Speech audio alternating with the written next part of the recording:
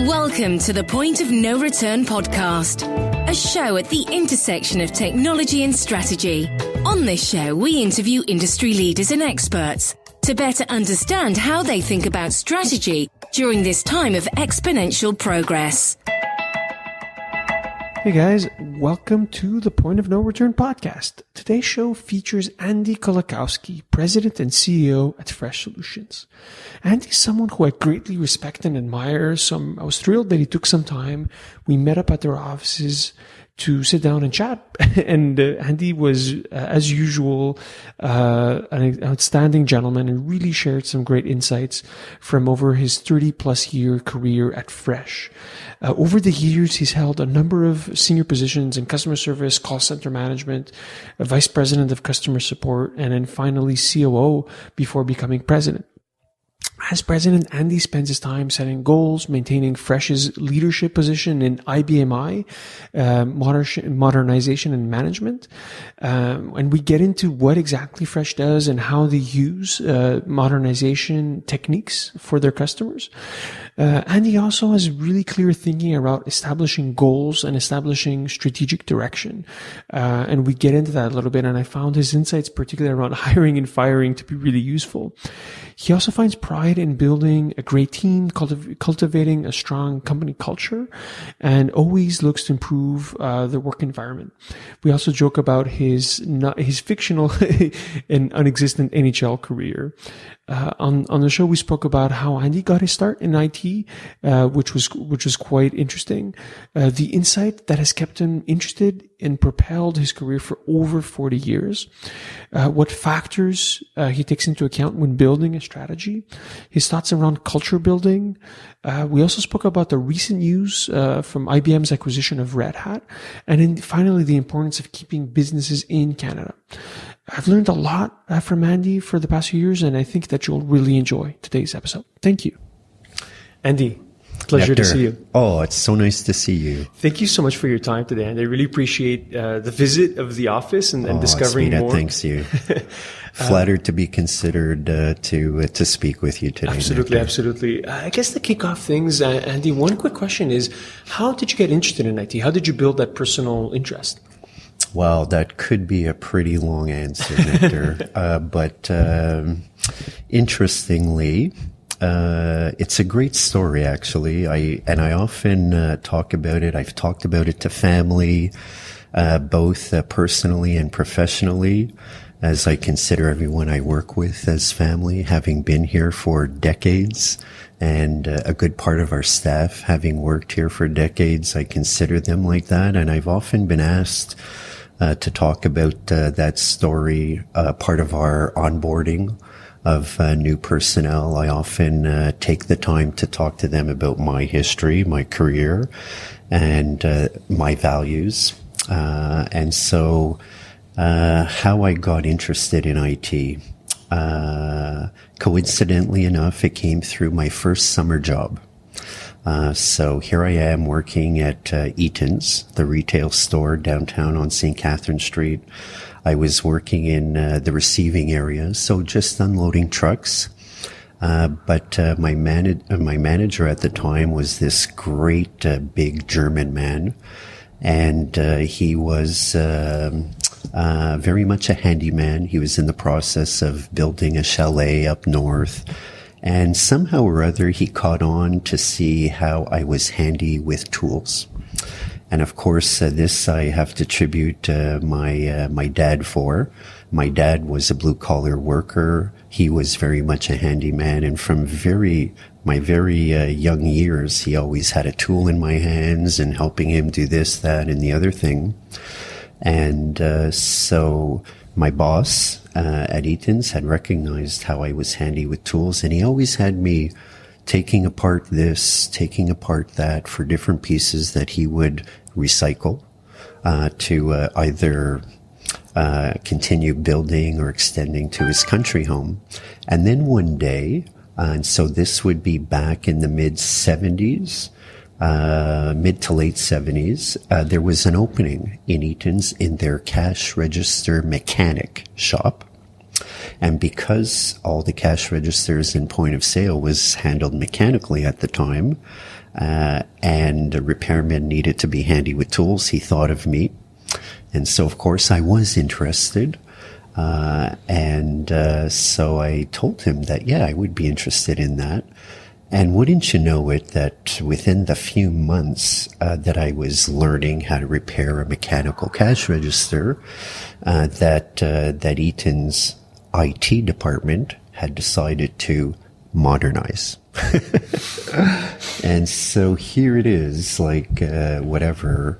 close to 40 years ago or so, I'm confronted with a modernization project, which was very transformational, going from mechanical point of sale machines to electronic, and the first form and the first actually introduction of computer systems in a retail environment at Eaton's.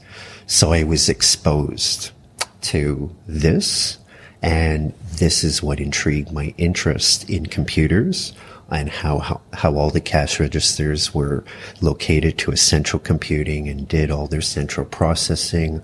I was overwhelmed by hearing about all the productivity and efficiencies that were being introduced as a result of this. And so hence my genuine interest in it.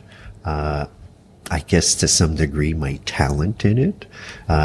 From, when I was 17 or 18 years old, I was introduced on how to program the cash registers in Octal to update the tax routines and tax formulas at the point of sale machine. And so that's what inspired me to follow computer programming courses.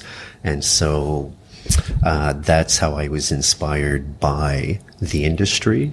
I felt that it was also breakthrough, and I thought it would end up being a great career life learning experience. And that's how I got involved in IT and how I was interested by it. All thanks to my dad.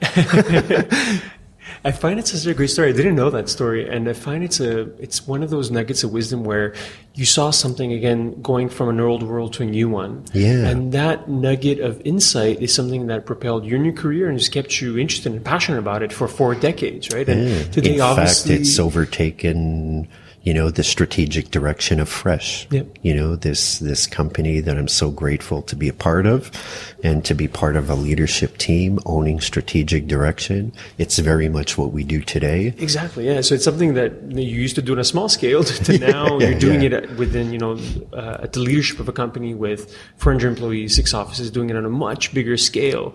Again, that going back to that one insight, going back to the early days, right? So you joined Fresh before it was called Fresh. Correct. So I'd love to understand the early days of Fresh, how it became to be, maybe a quick synopsis of the history of the company. Yes, thanks, Nectar. Again, it's a very long story.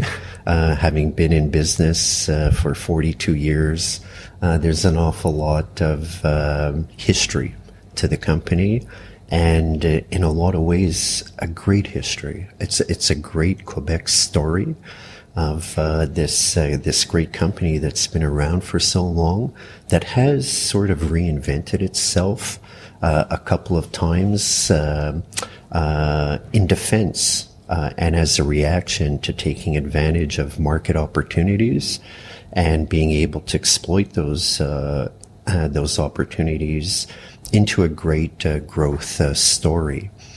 And so, yes, I had joined the company when it was branded as Speedware, which was, in itself a great brand. The company had originally hit the markets as a company that developed rapid application development tools. So once again, it was a very early player in next generation application development tools. So coming after programming languages like COBOL and RPG, Speedware was a 4th generation language that would improve the productivity and efficiency of development staffs. I was a customer and a big fan of Speedware.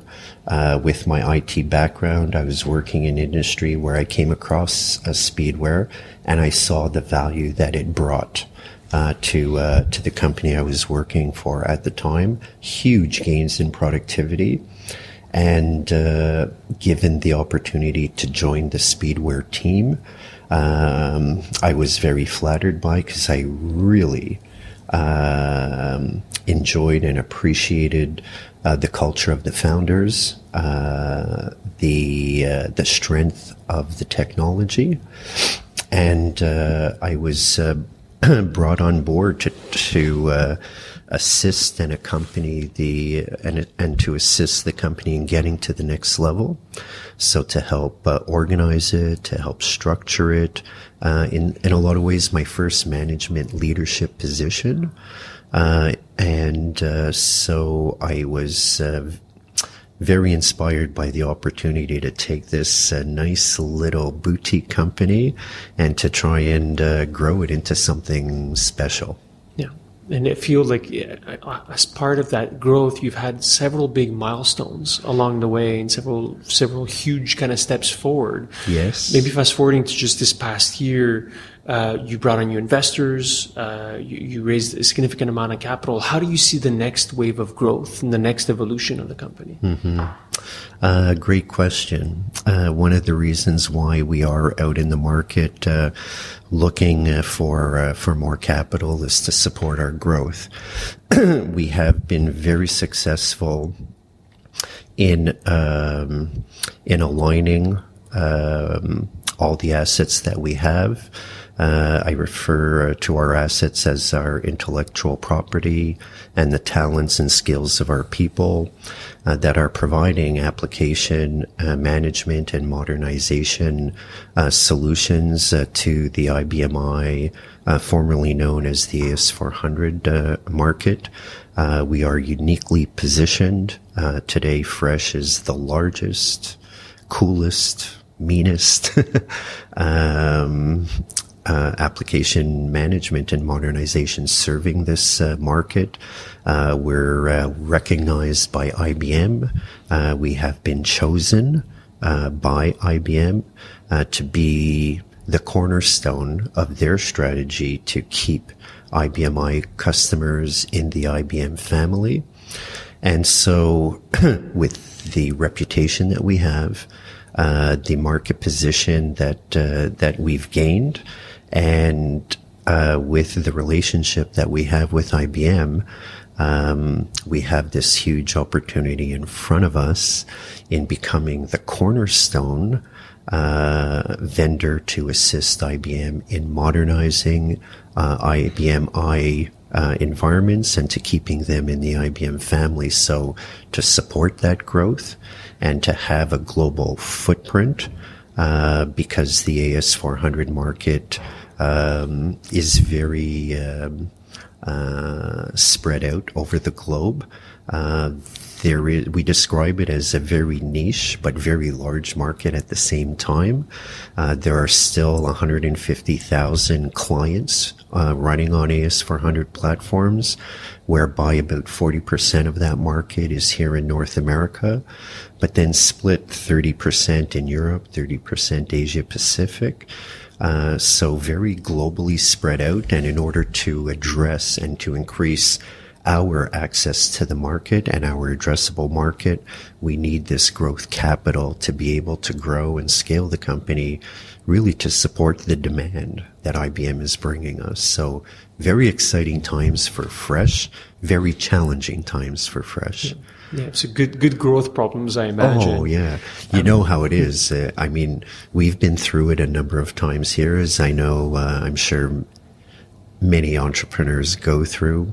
You go through these cycles where you need to right size, downsize, even for reasons outside of your control. You know, a 2008 recession hits and it affects businesses in certain ways. And in IT companies where your assets are people, and when you need to downsize, it's a very easy process. It's a horrible process to go through, because you put your leadership management team in a room and in 15 minutes you compile a list of people that you're going to whack.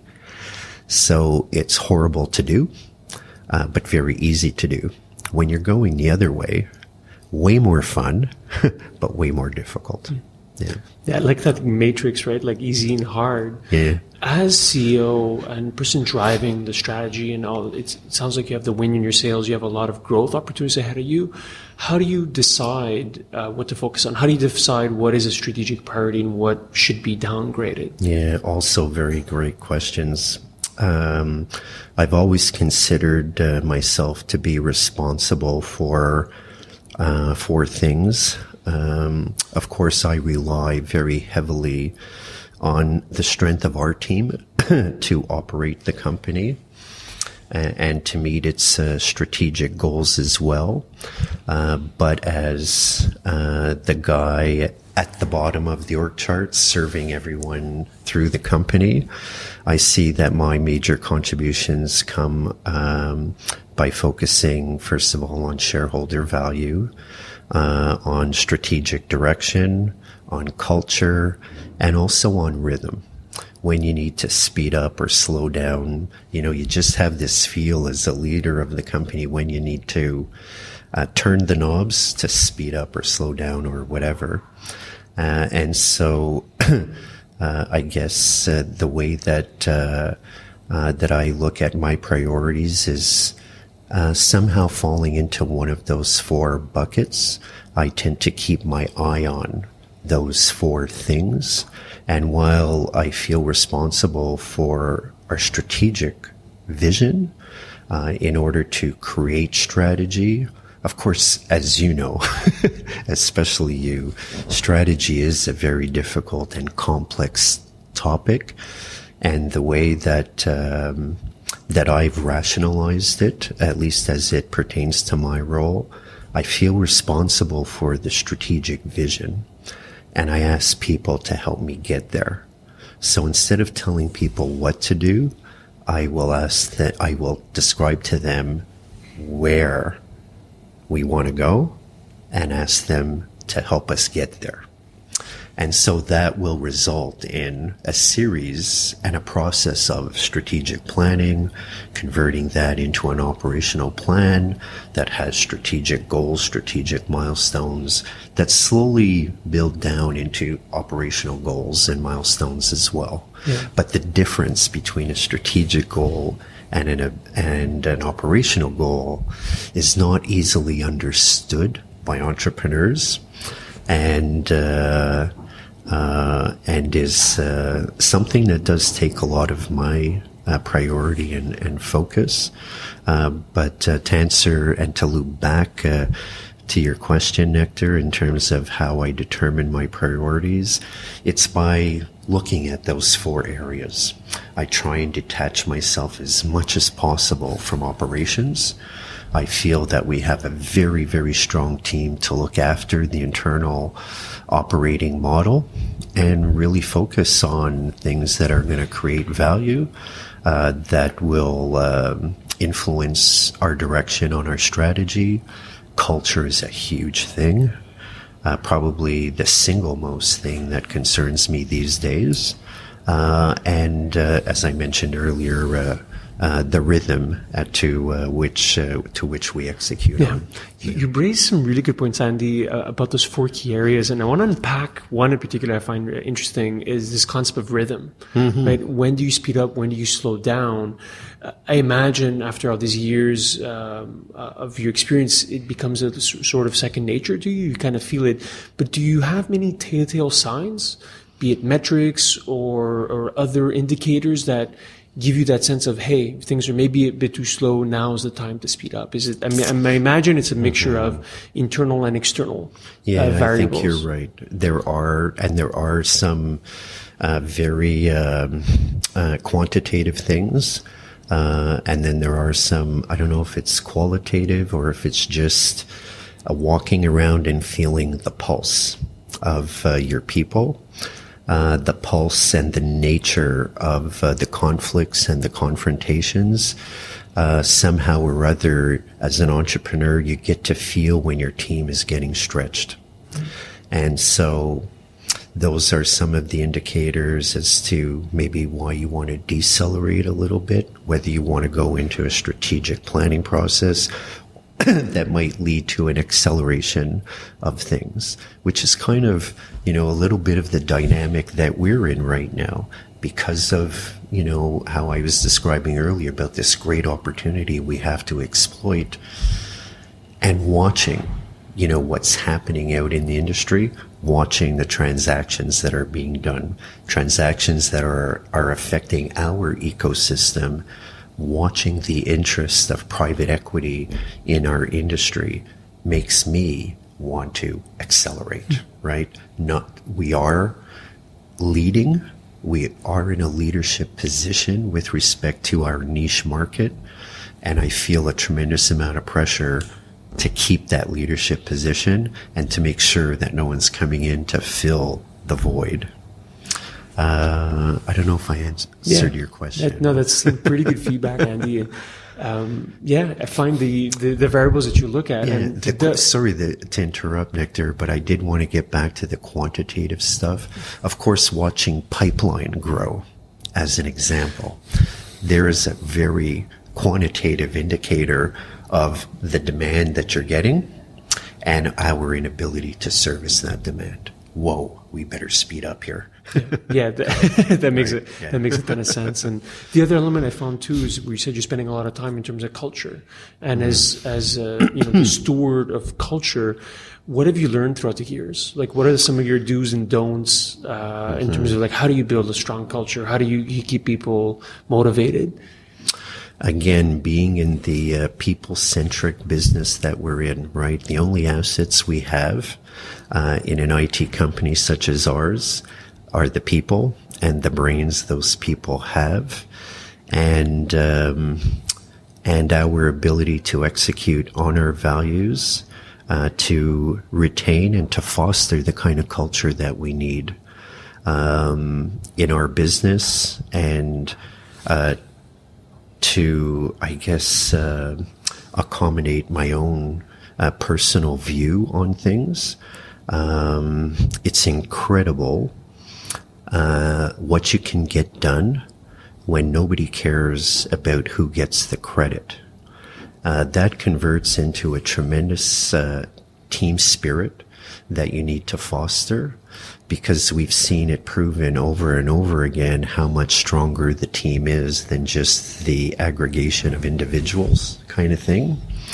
And so more than anything else, Nectar, honestly, and sometimes I felt guilty about this, over the years I've spoken to the chairman of our board, as an example, the person who would be the mentor coach for me.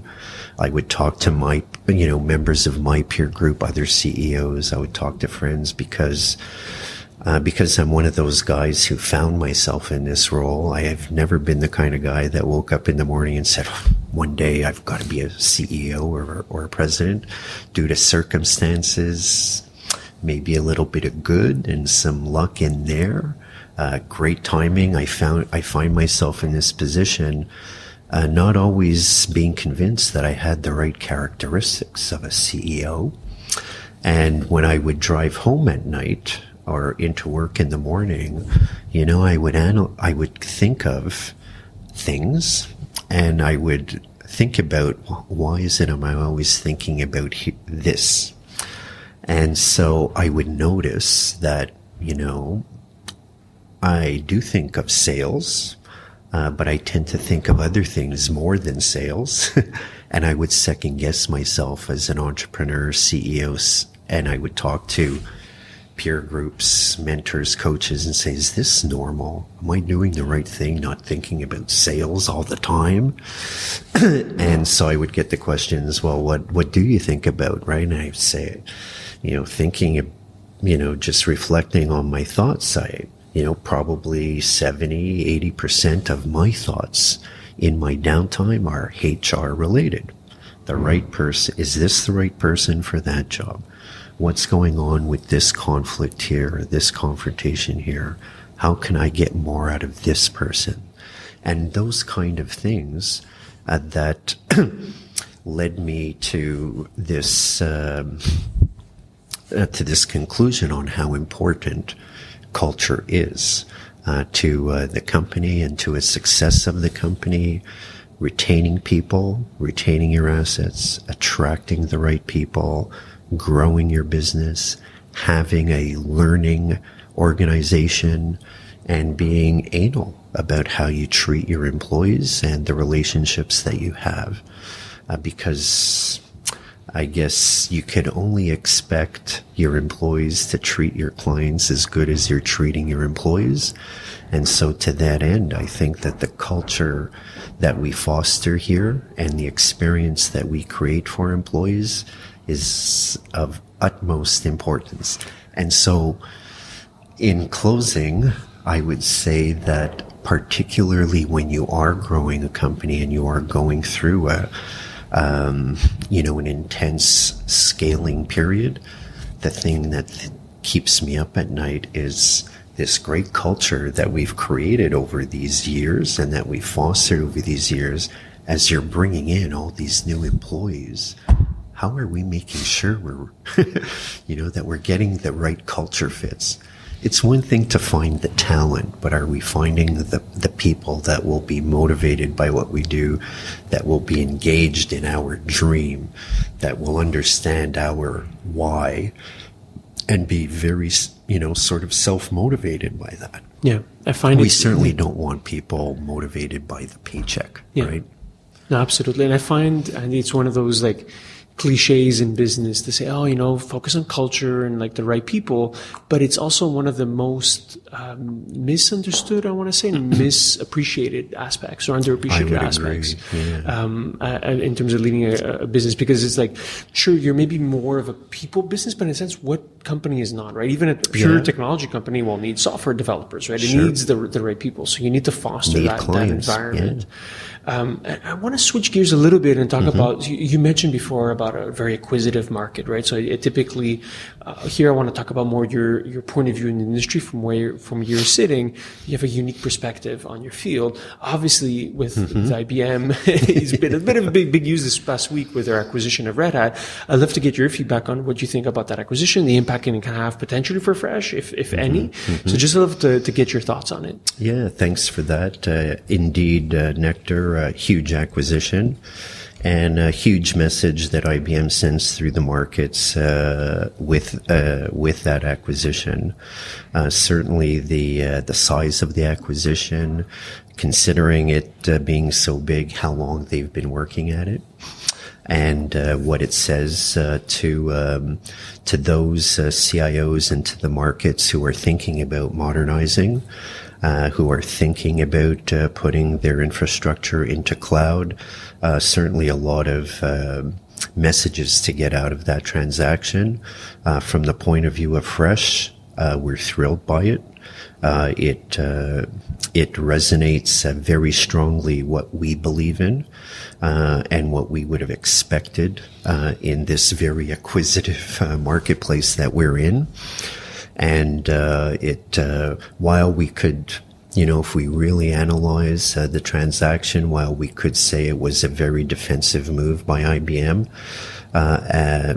to defend their strategy of being a major cloud player in the industry, it certainly puts their money where their mouth is, and for them to take on an acquisition of that size, I think it bodes very strongly to say and to demonstrate who IBM is, what's important for them, and how they're reacting to the demands of the market. For Fresh, it plays perfectly into our strategy, being a company that is a very key player in modernizing IBM clients. Certainly going to a cloud is part of that modernization journey. So the fact that IBM is adding and demonstrating that, I think it only reinforces the trends that we're going to continue to see in the market. Yeah. I mentioned to you earlier how modernization, bringing more business agility, addressing the lack of skills in the marketplace is rising up the CIO priority list. Going to cloud is certainly a trend that we've seen started over several years now. It's heating up. IBM has shown that in this last week, and we could only expect that to continue. And we are delighted to be part of riding that wave. So you mentioned, obviously, the move to cloud, which is ongoing. It seems like it's further accelerating from my perspective. Obviously, kind of the move from IBM is one of those key factors that shows it from a market perspective. I'd love to maybe get your feedback as to what do you think is right around the corner in terms of key technologies or key trends that are maybe misunderstood a little bit. Wow. If AI doesn't fit right into that description of what's big and what's not understood a lot, it's that. So naturally, the conversations around artificial intelligence and machine learning have taken on a life of their own. Those conversations are increasing by the minute. IBM is one of those vendors who have made enormous investments in their offering through Watson, and certainly one of the 4 pillars that they are basing their future on. And at the same time, artificial intelligence is not easily understood by many. There are a lot of different flavors to it, which then is the catalyst behind entrepreneurs and those in the marketplace to understand what their position is in that.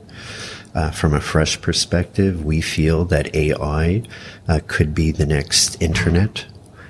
We believe that it will make a major impact on how business is done in a certain amount of time. Very hard to make predictions on how much time it will take, but we do expect that it will force and it will bring on other disruptions that we've seen. And so we have an eye on it.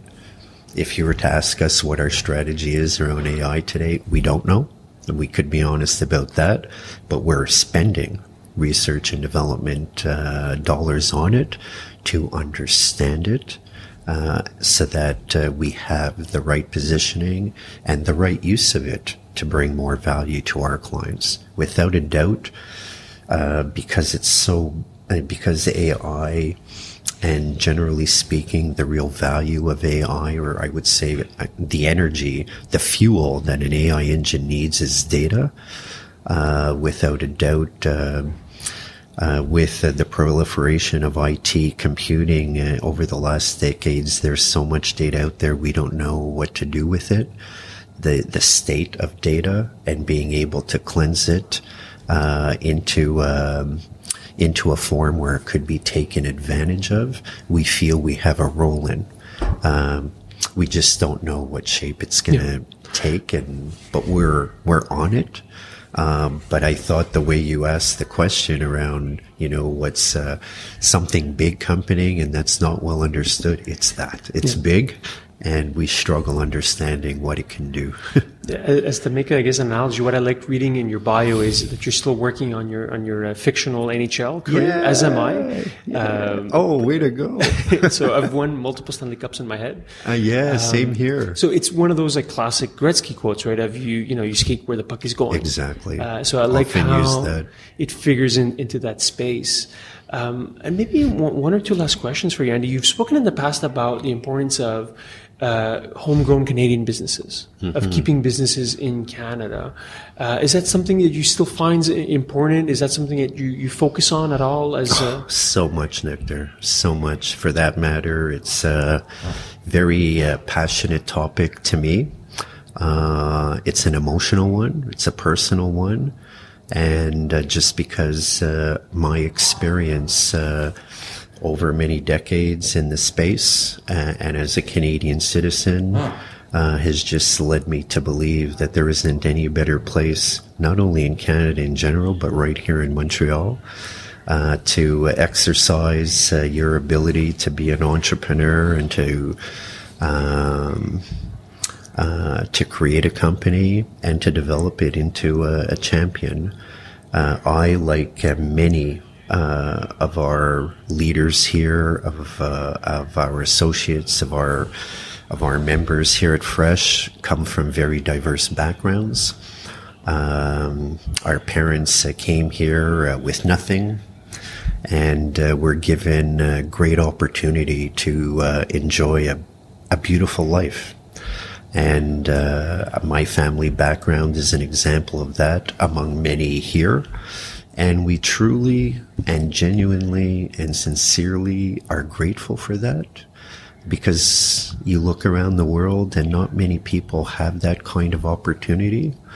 And for some reason or other, Quebec has been the landing zone for many people around the world who have been given this opportunity to create a great life and a great family life, a great professional life. We're grateful for that, and we're very passionate around giving back and to creating a champion here, and to creating not only a great work experience for people, but a great life experience here. We're not interested in selling to the U.S. We had to do that once in our past when we were public. We had no choice about it. But of course, I think what was a great demonstration of our passion there was, within a year, we went back to them and went to them with an offer they couldn't refuse, to sell it back to us so that we could go on and continue operating out of Montreal and rebuilding a champion. Very cool, Andy. I want to really thank you for your time. I've learned a tremendous amount. Maybe one last question is, where can people find out more about Fresh and the work you guys are doing? Oh, thanks for doing that. That would be awesome. Of course, if you were to look us up on the internet, Fresh has a very unique spelling. It's Fresche.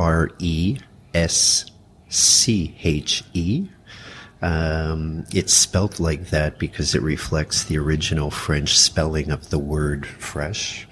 And so because it does reflect a little bit what we do in the IT space as we freshen up legacy environments, it also is a reflection of our pride in our heritage being here in Quebec.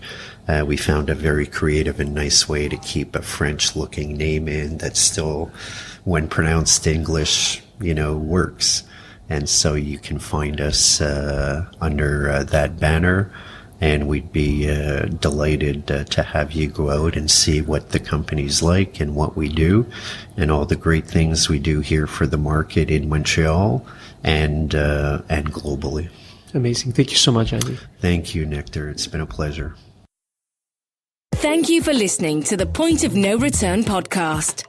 Never miss an episode by clicking on the subscribe button on iTunes or Google Play.